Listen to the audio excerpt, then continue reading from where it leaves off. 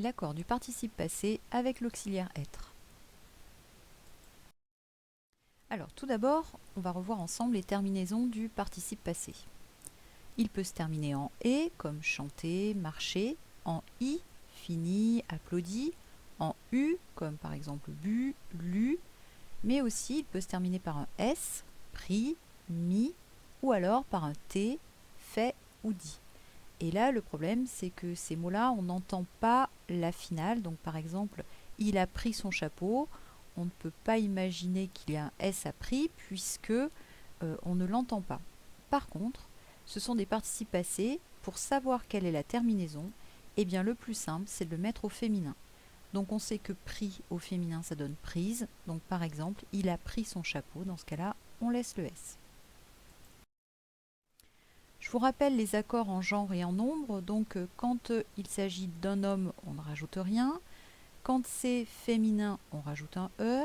Quand il y a plusieurs personnes, donc par exemple plusieurs femmes et avec un homme, je vous rappelle que donc c'est le masculin qui l'emporte sur le féminin, donc on rajoute simplement un S. Par contre, s'il s'agit de plusieurs femmes, on rajoute ES. Alors, quelle est la règle? Le participe passé employé avec l'auxiliaire être s'accorde en genre et en nombre avec le sujet du verbe. Autrement dit, les questions à se poser sont les suivantes. On repère d'abord le sujet. Ensuite, on se dit, est-ce qu'on dit un ou une? Et si on dit une, on rajoute un E. Et est-ce qu'il y en a un ou plusieurs? Et s'il y en a plusieurs, on rajoute un S. Par exemple, le pompier est alerté. Alors on est bien avec l'auxiliaire être. On repère le sujet qui est alerté, c'est le pompier. Est-ce qu'on dit une pompier ou est-ce qu'on dit un pompier? On dit un pompier, donc on ne rajoute pas de E. Donc on laisse alerter et. Est-ce qu'il y en a un ou plusieurs? On voit que c'est le pompier, donc il n'y en a qu'un seul, donc on ne rajoute pas de S. Et on laisse alerter et. Deuxième cas, la pomme est mangée. On est toujours avec l'auxiliaire être. On repère le sujet qui est mangé, c'est la pomme. Est-ce qu'on dit un ou une pomme? On dit une pomme. Donc on rajoute un E à manger, donc et E. Est-ce qu'il y en a un ou plusieurs? Il n'y a qu'une seule pomme, donc on ne rajoute pas de S et on laisse manger et E. Troisième cas, mes parents sont partis tôt.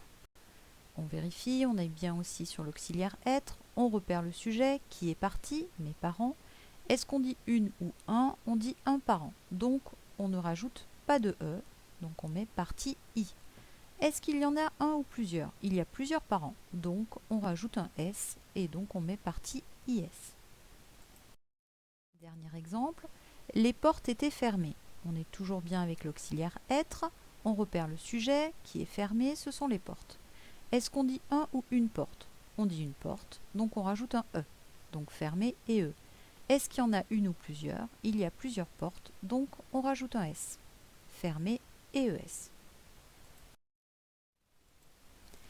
Alors, quelque chose d'important, lorsqu'une expression est formée de avoir et de été, en fait il s'agit du verbe être. Dans ce cas, il y a accord. Alors pour s'en souvenir, on peut se dire que en été, pour faire référence au mot été, il fait beau et donc tout s'accorde.